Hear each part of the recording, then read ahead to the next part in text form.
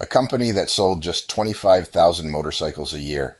A brand that was synonymous with oil leaks, seized engines, and 1950s technology. Everyone thought it was only a matter of time before it shut down for good. But today, that same company sells more motorcycles than Harley-Davidson. And not just a little more, a lot more. It became the sixth largest motorcycle manufacturer on the planet, and its customers don't describe themselves as satisfied. They describe themselves as obsessed with their bikes. On top of that, if you had invested the price of a used motorcycle in the company's stock back in the early 2000s, you'd have turned that money into a return of over 64,000%, enough to buy a fleet of over 100 bikes. But how did a brand on the verge of bankruptcy pull off a turnaround like that? What did a 26-year-old executive see in this company that absolutely no one else could? And why did he sell 13 of the group's 15 businesses to go all in on a brand that the entire market had already written off as dead?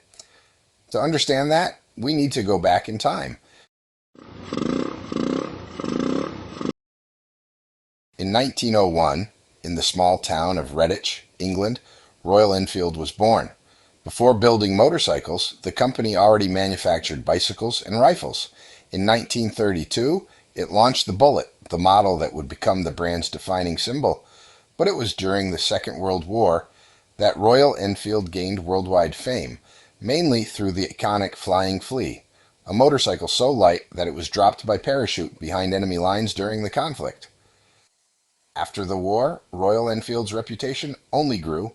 The brand became synonymous with rugged, heavy-duty motorcycles, built to handle any terrain, and it was in India that this identity found its perfect home.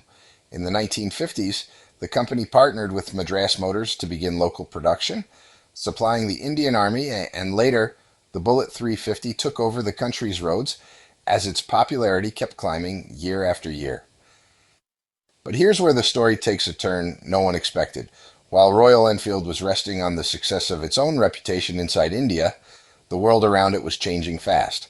In the 1980s and 1990s, Japanese manufacturers like Honda, Yamaha, and Suzuki flooded the Indian market with lighter, more fuel-efficient, and technologically superior motorcycles, all at a price Royal Enfield couldn't match. As a result of this, the sales started to plummet. And the problem wasn't just the competition. Royal Enfield's motorcycles were stuck in the past.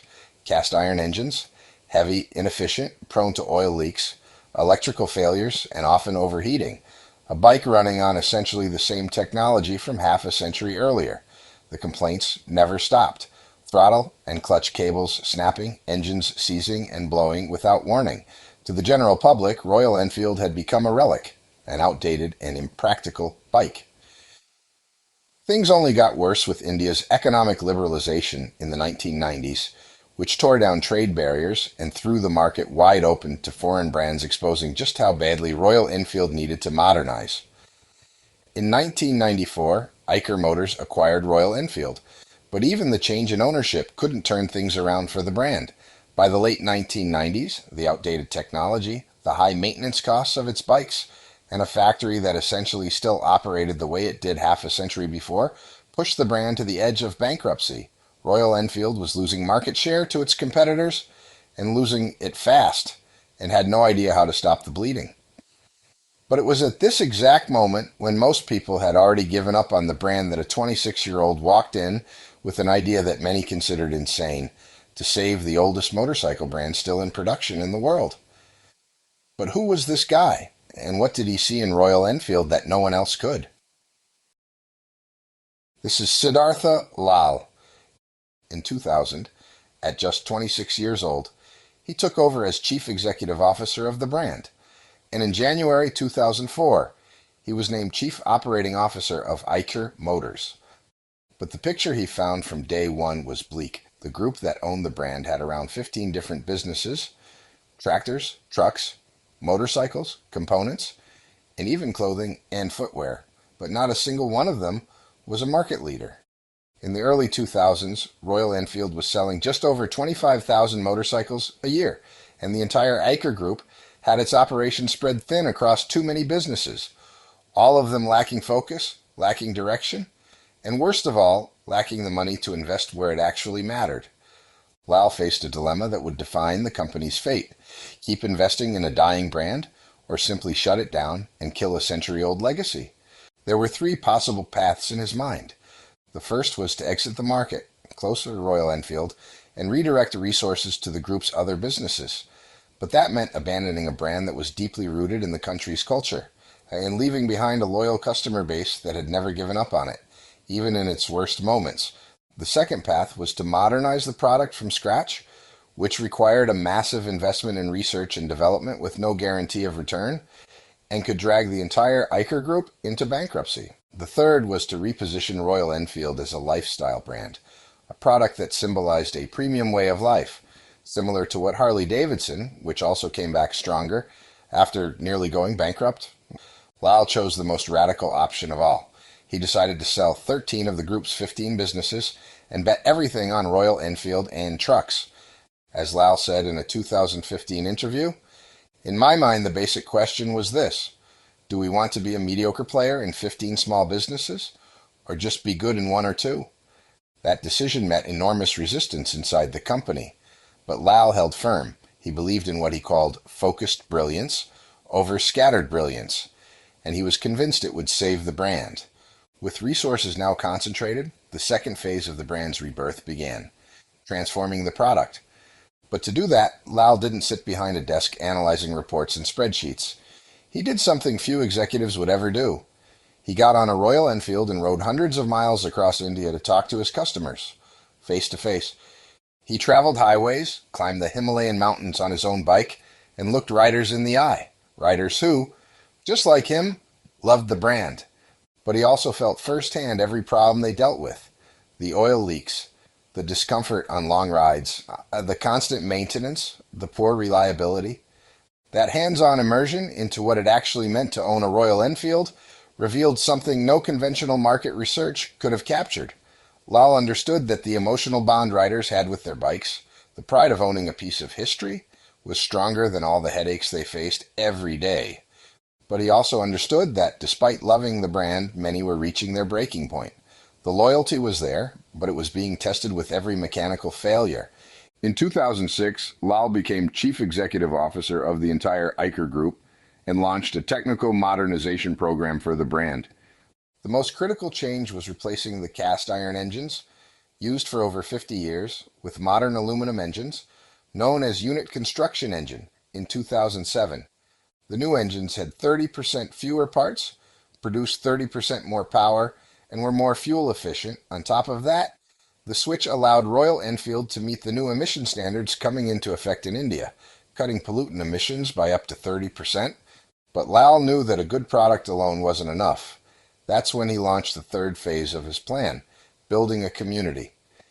In 2009, he released the brand's most popular model to this day, the classic 350, inspired by the 1948 Bullet, but packed with modern technology, including electronic fuel injection and anti-lock braking system. Alongside it, he began investing to make Royal Enfield more than just a motorcycle. He wanted it to become part of its owner's lifestyle. That idea gave birth to what's now known as the Royal Riders, a network where motorcyclists could connect, share experiences, and organize group rides. The brand also started hosting events like Motoverse, the largest motorcycle culture festival in India, which draws over 40,000 people to Goa every year for concerts, competitions, and new model launches. And the Himalayan Odyssey, an annual expedition that takes riders from New Delhi to the highest mountain passes in the world, through the Himalayas, combining the thrill of riding with the adventure of crossing the roof of the world on a motorcycle. Lal also brought in world-class talent to prepare the brand's expansion beyond India. Rod Copes, a former Harley-Davidson executive, was hired as president of Royal Enfield North America. Pierre Terblanche, who came from Ducati, where he designed models like the Multistrada and the Hypermotard, took over industrial design. And James Young, who led the engine design team at Triumph, became responsible for developing the brand's new powertrains. The retail stores were also completely redesigned. They got a retro, rugged aesthetic that turned every dealership into a gathering space for riders, a place where you could feel the brand's essence before you even bought a bike. And through all of this, Lal drew inspiration from global brands that never diluted their identity. Two of the most studied examples are the Mini Cooper and Porsche, both of which are very focused and conscious about not diluting core DNA.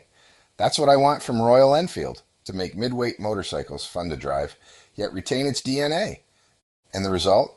Sales took off.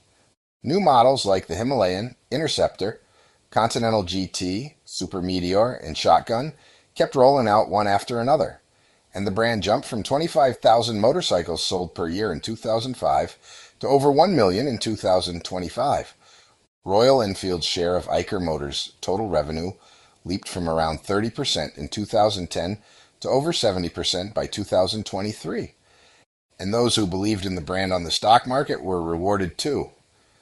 To put it in perspective, if in 2001 you had invested $1,000 in Eicher Motors stock, roughly the price of a used Honda back then, that investment would be worth over $640,000 today, a return of more than 64,000%. But how did a company that nearly died manage not only to survive, but to create a legion of obsessed customers and satisfied investors? And what does the future hold for this century-old brand? What Royal Enfield built goes far beyond sales numbers. It created something very few brands in the world can claim: genuine consumer obsession. An academic study conducted with Royal Enfield owners in Chennai, India, revealed something extraordinary. When researchers analyzed the gap between what owners expected from the product and what they actually experienced after using it, they found no significant difference across most attributes: mileage, appearance, resale value, maintenance, brand image, service. The company was delivering exactly what it promised, and the owners couldn't be happier about it. On top of that, four attributes stood out in the research: the perception of safety, the appearance of the bikes, the classic fuel tank design, and the brand's image in the market helped explain why overall customer satisfaction reached nearly 80%. But the numbers only tell part of the story. In the open-ended responses, customers didn't just say they were satisfied, they described themselves as passionate about the brand and its products. And that passion shows up in revealing ways. R.L. Ravichandran, executive director of Eicher Motors, declared at the Pitch Chief Marketing Officer Summit in 2012, "The customers are the real brand ambassadors of Royal Enfield." That's why phrases like, "I was born in a middle-class family, but my Royal Enfield made me royalty," spread across social media. That's why writers say things like, "When the thump of a Royal's engine becomes your heartbeat, you finally know what it means to ride a bullet." Royal Enfield owners aren't just consumers, they're true evangelists of the brand. And that obsession is no accident, it's the direct result of Siddhartha Lal's strategy. A bold and risky strategy that understood that to survive, Royal Enfield couldn't compete on price with the Japanese or on raw power with the Europeans. It needed to claim a space that no one else occupied: belonging, adventure, identity. Royal Enfield positioned itself as an aspirational brand, similar to Harley-Davidson, but with one crucial difference: it's accessible. Today in the United States, Royal Enfield motorcycles start at around $4,400, and the most expensive models top out under $7,000. Meanwhile, the cheapest brand new Harley-Davidson you can buy starts at $10,000 and can easily climb past $100,000. Young riders who don't have $20,000 to drop on a motorcycle find in Royal Enfield exactly what they're looking for: a bike with style, a massive community behind it, and a price tag they can actually afford. Looking ahead, Royal Enfield has already crossed the 1 million unit mark in 2025 and now commands 30% of the global midsize motorcycle segment, outselling Honda and Yamaha combined in that same space. In just over a decade, the company's revenue grew at a rate of 18% per year, nearly double that of its two main Japanese competitors. And the brand already has its eyes on the next chapter of this story. The transition to electric motorcycles is on the horizon. The Flying Flea C6, practically ready to hit dealerships worldwide, aligns Royal Enfield with the global shift towards sustainable transportation. And the environmental commitment doesn't stop at the product. The factory in Tamil Nadu already operates with rainwater harvesting, recycles 80% of its wastewater, and sources a significant share of its energy from solar panels, cutting carbon emissions by roughly 12% per year. Royal Enfield is today the sixth largest motorcycle manufacturer in the world. Not the sixth in India, the sixth on the planet. And it's climbing. The story of Royal Enfield is proof that a century-old brand doesn't have to die when the market changes. It can be reborn, as long as someone has the courage to look inward, understand what needs to change, and at the same time know exactly what should never be touched. Siddhartha Lal did both, and the numbers prove he was right.